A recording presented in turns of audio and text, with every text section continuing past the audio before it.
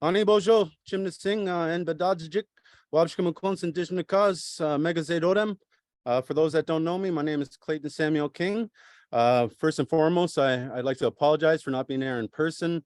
Unfortunately, tonight conflicts with my head coaching duties for my son's baseball game. It's our first game of the season, so I sincerely apologize for not being there in person. And I wish you all a wonderful evening.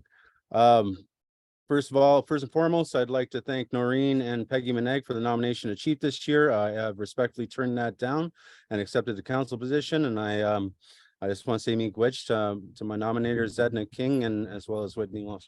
So yeah, pretty crazy times. Been busy all afternoon. I'm probably sure everybody else has been busy. One of the first things I'd like to touch on as a candidate nominee for council this year is responsible governance and accountable governance. As you know, we have entered the First Nations Election Act.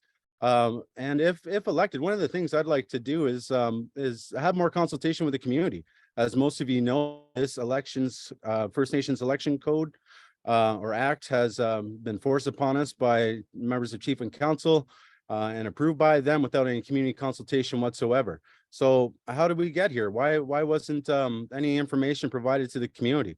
Something like that is necessary for the people. We need to have that communication outlet to the people. Sometimes we shouldn't have to rely on council minutes to find updates and information, and we should be able to hear replies back. On March 26th, I had sent a report regarding the chronology in terms of the election code and the amendments that were made and the consultation that was done and the funding that was provided, and had asked why we couldn't just stay in the same situation we were in if it is being put towards the minister. And once the minister approves it, then we go right into that act. Now we're stuck with a 4-year term, and that's not what anybody wanted in terms of the election regulation rules that were ratified in 2019. So one of the first things I'd like to do is move forward and try to find information regarding that, give the amendments to the community, and try to do the proper process that was ratified by our people back in 2019, and as well as share the information on the amendments, and as well as talk with the minister and talk with the rest of council and get their approval to be able to put this to a halt until we have proper consultation with our people about this. I don't want to be another spoke on a wheel, so to say. I want to help break the wheel of that Indian Act oppression and these types of things, community consultation and codes we need to have put in place. Regarding the election rules and regulations, once again, we don't know when and where or when and this will be approved. It's been on the back burner for a long time. It was pretty much complete at the end of 2018, and sure enough, I waited a year on the council desk, the next council desk, before the ratification happened. It should have just kept on going, but it didn't. Another thing I'd like to touch on is the increase in budget and salaries from this present council. Again, there's been a lot of things discussed about this throughout the community, no consultation with the people as well. Something like that, I do believe, needs to go towards the people for approval and needs to be able to move forward. And if to find out what the salaries are like, and if there is benefits that come with that. If you are making more than $50,000 or $60,000 a year on a council budget, then you should be present every single day, and that's what I intend to do. And if I'm not present, then I need to get deducted from my honorarium right away. Accountability is also key within that position. No full-time jobs. Making amendments to the council manual. If you want to have a position and work hard for the people, you can't have another job, especially if you're making that amount of money. It's ridiculous. The hiring of an ombudsman. We heard a lot from the people regarding accountability of council, and as well as those in office and also community businesses. This was something we talked about from 2016, 2018, and it kind of carried over to the next chief of council, and then nothing ever happened of it. Working hard to find monies to have a community ombudsman to solve these grievances and problems with the community is a must. Council cannot be the beginning and end all of all decision making. General community meetings. We used to have 4 general community meetings a year.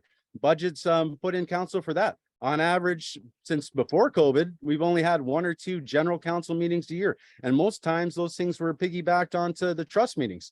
I propose again that we continue to have 4 council meetings separate from anything else, and plus other consultation meetings for the community regarding any large expenditures, special projects, plans, land acquisitions, addictions, crises, those kind of things. We all need to come to the community to talk together about this. One other thing is monthly community meetings. This is something I proposed in my previous term.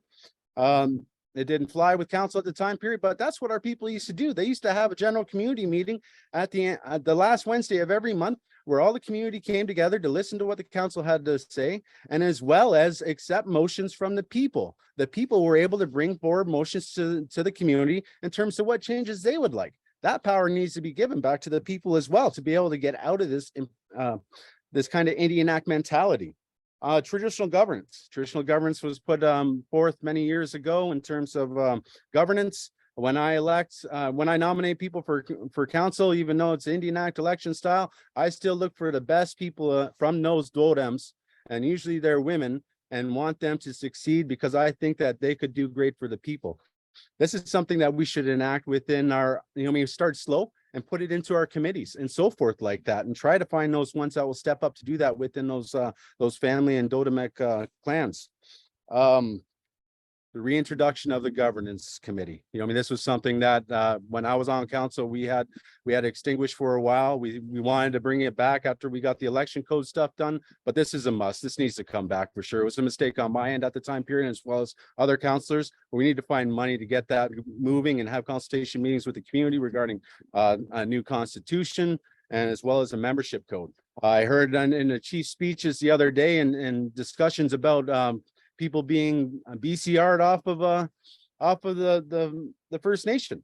You can't do that. We don't have a membership and code in place. Those people can come back and sue us, and it's been done in other communities. Health services and addiction is next. The drug epidemic in the community has been tough for years, many years now. Finding a NADAP worker and those people in that position to be able to come back and help the people, as well as providing more services for those ones that need it and want it. This is a serious issue, not only on our First Nation, but here in Barrie and everywhere else. And I had to cancel practice the other day because at one field there was needles all over the place. And for the safety and concern of my young team, we had to find another venue, as well as, those ones that are suffering from grief and mental illness. We've got to have some more supports in there for them too as well. Not only on the First Nation, if they need external help, we've got to be able to offer that to them, and not just ostracize them, kick them off the First Nation. That's just terrible. Lobbying the provincial and federal government for increased fundings for these services. When I was in council before, working with that good council I was on with Chief Mary, we did our best to fight for your rights every single day, every single meeting that we went to, whether it was general assemblies or whatnot, or even separate meetings that we met with the nation, who helped us talk with RGD and those other ministers. We want what's best for you. I want what's best for you, and we need more funding. We need more funding on all across the board in every single department, and that's what we need to fight for. And as an elected councillor, that's what I'll do. Creating new health strategies regarding the epidemic. The other day or last week, the community held a meeting. Not too many people knew about it, but that was a good start, and that was a good thing to make things moving. Couple minutes. Okay. All right. I just want to give you a 2-minute warning. We couldn't visually see me, but you have to. Yeah, no problem. Heritage and culture, Anishinaabe should be first and foremost. We need to find more funding. There is funding within the reconciliation fund. We need to know what's going on with that. Policies and procedures need to be put in place regarding the expenditure of that money. It's in a GIC. There's been nothing created. We need that. We need that money and exercise the initiatives that were put in that BCR and have more funding for Anishinaabe women with the community. Ceremonies need to increase too as well. We need to increase the community faith budget. We need to utilize our own people, our own ceremonial people. For those that seen on Chinma Singh this morning, I organized a sacred fire for election day to honor our ancestors. That day is significant besides it being an election day, and I'll bring forth more information in the coming days to share that information as to why we would like to have that for our community. Not only that, but to offer prayers and so forth. Harvesting, the creating of a harvesting committee moving forward, formal committee working with and trying to get more funding within that reconciliation fund to help with PAL, firearm safety courses, hunt camps, and as well as everything that everybody else needs in terms of that information. And Williams Treaty anniversary is coming up, folks. November 2nd, 1923 was when the general community committee happened. And then, you know, I mean, I'd like to get something going with that. I was up north this week talking with different folks from Robinson Huron committee, and knowing how they organize that. And I think that's a good initiative that we need to get the ball rolling if it hasn't been already, but there's still no information that's come out. So that's all I can touch on in 10 minutes. So I 10 minutes time frame within each. So your time is up, my friend. Oh, We are doing our best to be as strict on the time as we can. no problem. I just want to say me gwitch to everybody. Have a great night and good luck to all the councils.